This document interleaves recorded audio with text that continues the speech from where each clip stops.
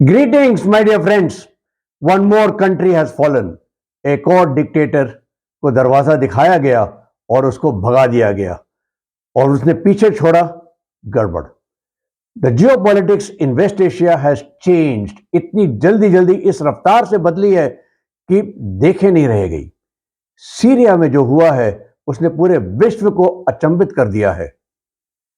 असाद 13 साल से अपने दुश्मनों से लड़ता रहा, लेकिन सिर्फ 13 दिन में वो हार गया और हार के ऐसे भागा कि वो सीधा जाके रूस में बैठ गया. क्यों? What are the implications for Syria, West Asia as a whole और पूरा का पूरा विश्व के लिए इसका क्या असर होगा? Did the events of Arab spring, आपको याद होगा अरब स्प्रिंग एक जमाने में आया था और बहुत से अरब देशों में तख्ता पलटा गया था. क्या उसकी वजह से या वो कोई वजह थी यहां पे सीरिया में तख्ता पलट होने की?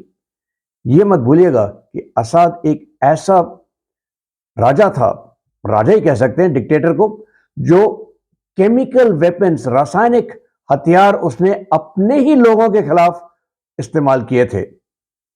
एक जमाने में हेनरी किसिंजर ने कहा था, the Arabs can not make war without Egypt, they can not make peace without Syria.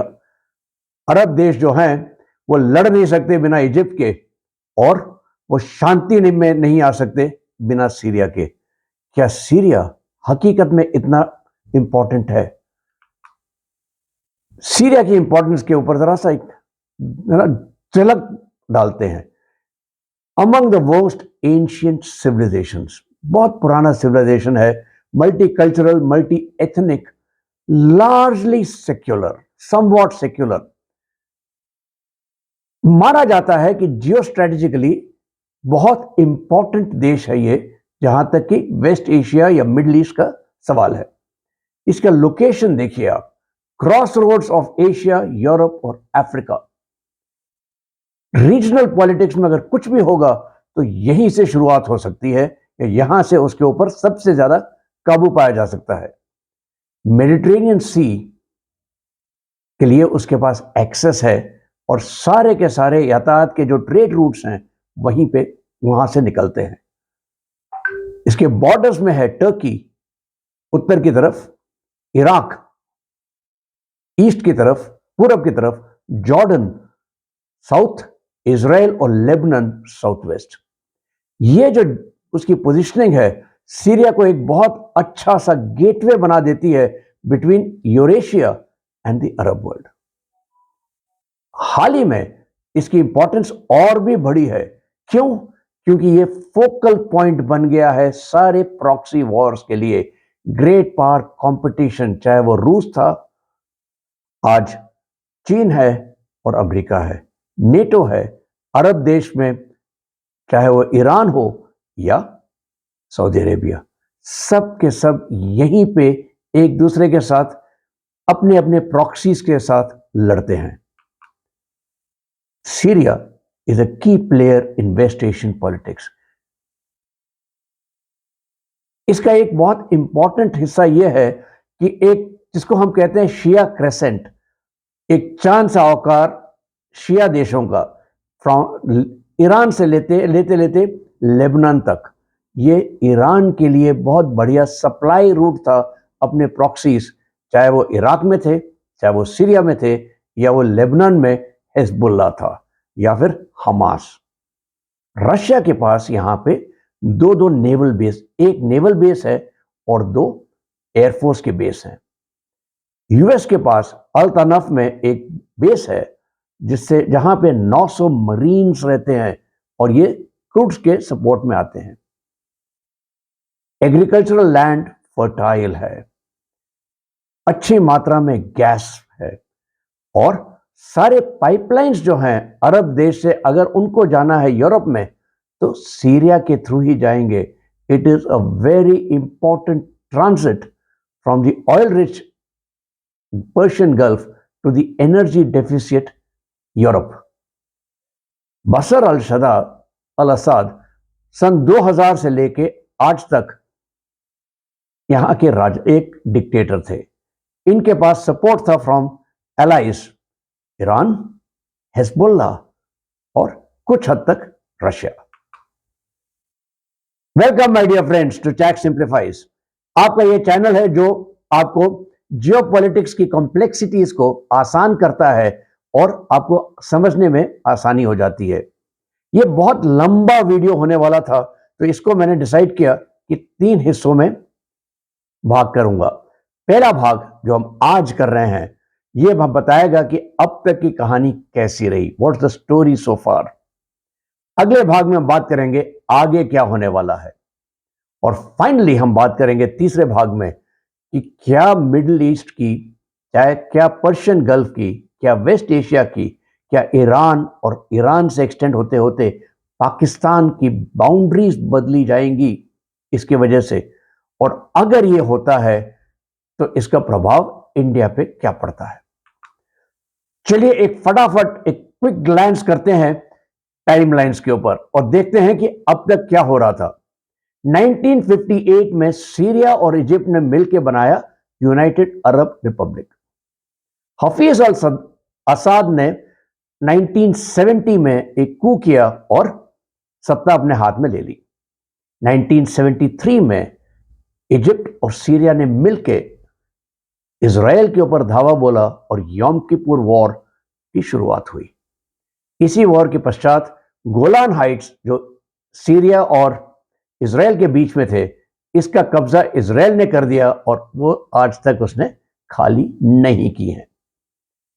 ये मत भूलिएगा, हफीज अल असाद जो थे वो एक शिया थे, इसलिए इनको काउंटर करने के लिए मुस्लिम ब्रदरहुड जो एक सुन्नी ऑर्गेनाइजेशन, वो भी मिलिटेंट सुन्नी ऑर्गेनाइजेशन है, उसने 1982 में एक शहर है हमा, वहां पे उसने अपना डेरा बसाया। सन 2000 में हफीज अल असाद की मृत्यु हुई और बशर अल असाद उनकी जगह पे डिक्टेटर बने। 2007 में इजराइल ने सीरिया के ऊपर हवाई हमले किए ताकि वो न्यूक्लियर प्लांट जो था अंडर कंस्ट्रक्शन उसको तबाह कर सके। मार्च 2011 में अरब स्प्रिंग का पहला जब वेव चल रहा था, तो असाद के रूल के खिलाफ वाइड स्प्रेड प्रोटेस्ट होने लगे, प्रो डेमोक्रेसी रैलीज होने लगी, और इसके विरुद्ध में असाद ने अपना जौहर दिखाया और यहां तक कि 2013 में केमिकल वेपन्स का इस्तेमाल किया, नर्व गैस सारिन का इस्तेमाल किया। 2014 में सिविल वॉर छिड़ गई और वो भी इस्लामिक स्टेट के साथ। 2015 में ईरान और रशिया सीरिया की मदद में आए। 2019 में टर्की को लगा कि जो कुर्द हैं, जो सीरिया के नॉर्थ ईस्ट प्रोविंसेस एरिया में रहते हैं, उनका जरा सर ज्यादा उठने लगा है। उनको टर्की ने कहा कि अब आप टेररिस्ट हैं और हम आपके खिलाफ ऑफेंसिव शुरू करेंगे। आईसिस को 2019 में हराया गया, लेकिन मिटा नहीं पाए। 2019 से तकरीबन एक तरह की स्टेलमेट रही है, कभी किसी का पलड़ा भारी, कभी किसी और का पलड़ा भारी। रेफ्यूजीज यहां से निकलने लगे, यहां तक कि 6.2 मिलियन रेफ्यूजीज सीरिया से बाहर भागे और इन्होंने शरण ली Turkey, Lebanon, Germany, European Union वगैरह वगैरह। हम सीरिया को तब तक नहीं जान सकते जब तक हम इसकी डेमोग्राफी के बारे में ना जाने। Syria is a multi ethnic, multi cultural population. आमतौर पे लोग उत्तर और पश्चिम की तरफ ज्यादा रहते हैं। जो दक्षिण और पूरब का हिस्सा है ये लार्जली डेजर्ट है और यहां पे ज्यादा लोग नहीं रहते। इसी डेजर्ट एरिया में आईसिस ने अपने निशान बनाने शुरू किए। इसी एरिया में आगे चल के है कर्ड्स जो आईसिस के खिलाफ लड़ रहे हैं। यहां पे तकरीबन 70% सुन्नी मुसलमान हैं। इनको बेडुइन ट्राइब्स में भी इंक्लूड कर लिया जाता है, बल्कि बेडुइन्स एक तरह से स्ट्रिक्टली सुन्नी मुसलमान नहीं है। 10% अलावाइट्स हैं, ये भी एक तरह के शिया हैं, पॉलिटिकली डोमिनेंट। ये मत भूलिएगा कि असाद फैमिली जो है वो भी अलावाइट थी। 5% ड्रूज हैं। ड्रूज एक इस्माइलिया शिया मुसलमान हैं, लेकिन ये एक तरह अलग के हैं। इनके जो बिलीव्स हैं इसमें क्रिश्चियनिटी है, यहां तक कि हिंदुइज्म के भी कुछ अंश मिलते हैं। कई लोग इनको मुसलमान समझते ही नहीं है। कैथोलिक्स, ज्यूस, अर्मेनियंस भी यहां पे रहते हैं। ये मत भूलिएगा, Christianity came to Syria even before it went to Europe. Hindustan में भी आज भी आपको सीरियन क्रिश्चियन मिलते हैं केरला में। सेकेंड बिगेस्ट, सबसे 2 नंबर पे जो इतने ग्रुप है वो है कर्ड्स का। कर्ड्स आमतौर पे नॉर्थ ईस्ट वाले एरिया में बसे हुए हैं और ये सारे के सारे एथनिसिटीज जो हैं सीरिया के अंदर एक दूसरे के साथ लड़ते रहते हैं।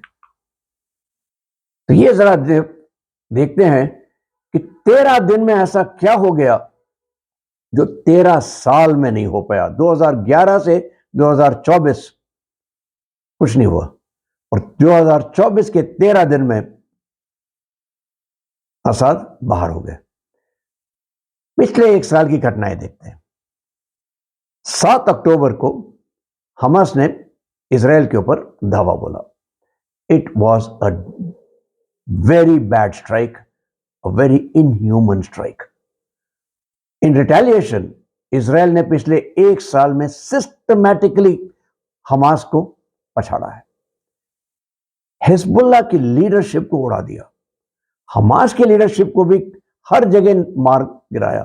चाहे वो ईरान में थे, हनिया थे वहां पे, इस्माइल हनिया, चाहे वो सीरिया में थे, चाहे वो लेबनान में थे, या उसके फाइटर्स जो गाजा में बैठे हुए थे।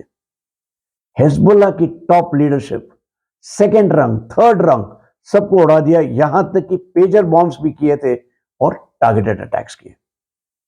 सीरिया के अंदर, लेबनान के अंदर जितने भी आर्म्स और एम्यूनिशन डंप्स थे, सब को डिस्ट्रॉय किया गया। यहां तक कि जो रूट से ये सब चीजें आती थी वो भी निकाल दी गई। ईरान के एयर डिफेंस खत्म। 2 अटैक्स किए इजराइल ने, आज की तारीख में ईरान के पास एयर डिफेंस नाम की कोई चीज नहीं है। सीरिया और भी बदतर हालत में। यहां पे तो इजराइल एक दिन में 350 एयर स्ट्राइक्स इन 1 डे करता है। सलमान जुम्मा जो लाइजन था बिटवीन सीरिया और हिजबुल्लाह, ये 1 दिसंबर को मार गिराया गया। इसके बाद जो भी कुछ हिजबुल्लाह कर सकता था इन सपोर्ट ऑफ सीरिया, वो भी खत्म हो गया। ये मत भूलिएगा कि Israel and Iran for the first time carried out strikes directly against each other. इससे पहले इन्होंने एक दूसरे के खिलाफ डायरेक्टली स्ट्राइक नहीं की थी। ईरान इस स्ट्राइक्स में सिग्निफिकेंट लूजर है। दूसरी तरफ रशिया, जो सीरिया की मदद में आ सकता था, वो यूक्रेन में उलझा हुआ है। हिस्टोरिकली भी अगर आप देखें, रशिया को कोई आपत्ति नहीं होती कि वो टेरिटरी अपनी खोता रहेगा, दुश्मन को सक इन करता रहेगा, जब तक कि उसके सप्लाई लाइंस इतने लंबे ना हो जाएं और अपनी मर्जी के टाइम पे, अपने चूजिंग के समय पे और जगह पे एनिमी को खत्म करता है। क्या यही चीज रशिया ने सीरिया में भी की? यहां देखिएगा, Russia has not meddled in Syria. It has minded its own business and saved its own basis.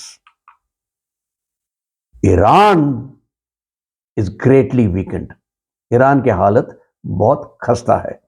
Ismail Haniyeh को IRGC के सेफ हाउस में मारा गया। एयर डिफेंस खत्म। सैंक्शंस इतने बुरी तरह से उसको काट रहे हैं कि उसे खुद नहीं मालूम कि वो क्या करे। प्रॉक्सीज, जो 3H कहते थे हम, हमास, हिजबुल्लाह, हुतीस, इनमें से 2 तो मोरलेस खत्म ही है। हुती का नंबर अब आने ही वाला है। जो शिया क्रेसेंट था, जिसे ईरान अपने आर्म्स, एम्यूनिशन, सप्लाईज भेजता था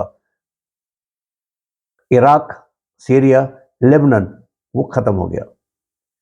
ईरान ने एक बहुत स्मार्ट अटैक मारने की कोशिश की थी और उसने सोचा कि मैं टर्की के साथ कुछ सुलह कर लूंगा और टर्की के साथ मिल जाऊंगा, लेकिन यह ना हो सका एंड टर्की ने भी उसको दगा दे दिया। दूसरी तरफ हया तहरीर अल आशाम HTS, जिसका लीडर है अबू मोहम्मद अल जोलानी, ये 2016 में नुसरा फ्रंट से, अल कायदा से अलग होकर नुसरा फ्रंट उसने शुरू किया। उसको लगा अल कायदा is a very heavily brutal terrorist, जिसको आप कह सकते हैं इनह्यूमन। उसने कहा कि हम इतने इनह्यूमन नहीं होंगे, हम जरा रिफॉर्म हो गए हैं, कुछ अच्छे हो गए हैं और हम इसको अलग एक शुरू कर देते हैं। तो उसने नुसरा फ्रंट शुरू किया। नुसरा फ्रंट इवॉल्व हो गया, वो HTS है। HTS is a Sunni fundamentalist front, लेकिन इसमें कुर्द हैं, उगीर हैं, पश्तून हैं, यहां तक कि पाकिस्तानी भी हैं। जोलानी इडलिब नाम के शहर से में 2016 से राज कर रहा है। इसको टर्की से अच्छी सी मदद मिलती रहती है, यहां तक कि अमेरिका से भी मिलती है। जोलानी हमेशा कहता है कि अब मैं उतना खूंखार आतंकवादी नहीं हूं, मैं रिफॉर्म हो गया हूं। इस सब के देखते हुए, मद्देनजर रखते हुए आप इमेजिन कर सकते हैं कि 13 दिन में क्या हुआ। शुरुआत होती है 27 नवंबर, 27 नवंबर 24। HTS ने अपना पहला ऑफेंसिव लॉन्च किया इन वेस्ट एलेपो। 3 दिन में 30 नवंबर को एलेपो HTS के कब्जे में आ गया। 5 दिसंबर में हमा नाम का शहर गिरा, 7 दिसंबर को होम्स और 8 दिसंबर को दमास्कस। असाद भागे रशिया। ईरान इतना कमजोर पड़ गया था और हिजबुल्लाह के पास कुछ ना वेपन्स थे, ना एम्युनिशन था, ना आदमी थे, ना लीडरशिप थी, और रशिया ने कहा कि अब हम अलग ही बैठते हैं। कोई सरप्राइजिंग बात नहीं है कि असाद की जो सेना थी उसने सीधे सीधे हथियार खड़े कर दिए, और कई लोग तो ये भी कहते हैं कि काफी सारे या तो HTS में या कुर्ड्स के साथ मिल गए। तो अब क्या हो रहा है? Where are we now? In many ways एक तरह से फ्री फॉर ऑल चल रहा है सीरिया में। पिछले 1 महीने में तो ज्यादा, mostly situation is very fluid. ऐसा लगता है कि बारूद के एक ढेले के ऊपर आप बैठे हैं, कभी भी आग लग सकती है। एक फॉल्स मूव और एक्सप्लोजन था। असाद गया, रशिया पहुंचा इज एग्जाइल में। लेकिन रशिया ही क्यों? ईरान क्यों नहीं? शायद वो रशिया पे ज्यादा विश्वास करता है ईरान से। इजराइल ने अपनी टेरिटरी बढ़ाई है into Golan Heights. Israel has moved in and captured mount Hermon. वहां से is just 15 kilometres away from Damascus, just an artillery shell range away. It has effectively cut off the Shia crescent. It has launched 450 air attacks on Syrian army, navy और air force. Syrian navy तो खत्म, air force virtually खत्म। Army का तो मैंने बता ही दिया कि आर्मी के 4 कोर थे and they have all vanished. Much of the arms and ammunition destroyed. With expansion into the UN buffer zone of Golan Heights, जो द्रूज गांव थे on the other side of Golan Heights, अब इनकी boundary हो गई है directly Israel के साथ। And these Druze villages, their leadership has said, हम इजराइल के साथ विलय करना चाहते हैं, we do not want to be a part of Syria. At the same time United States, France, European Union ने डायरेक्ट कांटेक्ट एस्टैब्लिश कर लिए हैं जोलानी के साथ, HTS के साथ। ये सब के सब HTS के खूब गीत गा रहे हैं कि भाई आपने बचा दिया सीरिया को। कब तक, ये सवाल रह जाएगा। Russia has come to an agreement of some sort with HTS कि आप हमारे बेसिस पे हमें छोड़ दें, हम आपके साथ इंटरफियर नहीं करेंगे। टर्की ने सिग्निफिकेंट शॉर्ट टर्म गेन्स तो दिखाई दे रहे हैं। जोलानी टर्की का ही प्रॉक्सी है, फिर भी जोलानी ने कर्ड्स के साथ अपना सपोर्ट जाहिर किया है, जबकि कर्ड्स के खिलाफ टर्की खड़ा है। रशिया, यूएस, इजराइल, फ्रांस सब ने एचटीएस के साथ डायरेक्ट कांटेक्ट कर लिया है। इतना सब गड़बड़ हो रही है, इतना क्योस है, आईसिस पीछे रह सकता था? आईसिस ने अपने पर दिखाने शुरू कर दिए हैं एंड आईसिस चाहता है कि कर्ड्स के पास जो करीब करीब 10,000 उसके फाइटर्स हैं जेल में, उसको रिहा कर दे। यूएस ये कतई नहीं चाहेगा। HTS does not control whole of Syria. Turkey's role is very significant. Turkey के जो इंटेलिजेंस चीफ था वो जोलानी के साथ डेमास्कस में 9 और 10 दिसंबर को देखा गया है। Where do we go from here? On one side you see major strategic gain for Turkey, major, Israel, US और सऊदी अरेबिया। सऊदी अरेबिया क्यों? क्योंकि ईरान वीक हो गया। मेजर सेटबैक है Iran.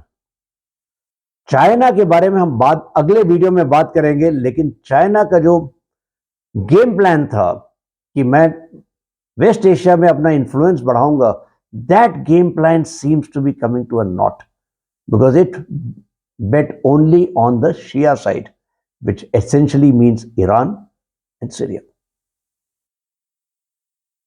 Jolani has undoubtable support from the US as well as the deep state. तो क्या ये एक और तख्ता पलट का एक्ट था? One more regime change? ये मत भूलिए, with this Palestinian question is gone in the back burner. Palestine के बारे में अब कोई नहीं बात कर रहा क्योंकि Palestine is no longer as important as Syria. West Asia की जो पॉलिटिक्स है, जियो पॉलिटिक्स है, अब बदल गई है फॉर एवर। जो भी सीरिया में होगा, what ever happens here will impact the Islamic world and the entire world by extension. In the next episode, we will dig deeper into the changing geopolitical compulsions. ये अलग अलग actors जो हैं, इनके लिए क्या बहुत ज्यादा महत्व रखता है, उसके बारे में हम बात करेंगे।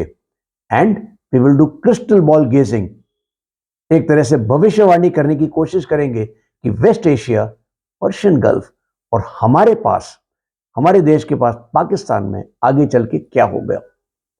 क्या इनकी बाउंड्रीज जैसी हैं वैसी रहेंगी या फिर बाउंड्रीज में काफी सारा फेरबदल, परिवर्तन आएगा। So my dear friends, we continue living in very interesting times. If you approve of the video, please leave a like and do comment, that motivates me immensely. हमेशा की तरह मेरे चैनल को सब्सक्राइब करना कभी ना भूलें, और अगर नहीं किया है और फिर बेल आइकन को जरूर दबाएं। Do share this video with your friends and do wait for my next part 2। आगे चल के क्या होगा, व्हाट हैपेंस नेक्स्ट, जो आएगा बहुत जल्दी अगले कुछ दिनों में। तब तक के लिए जय हिंद, जय भारत।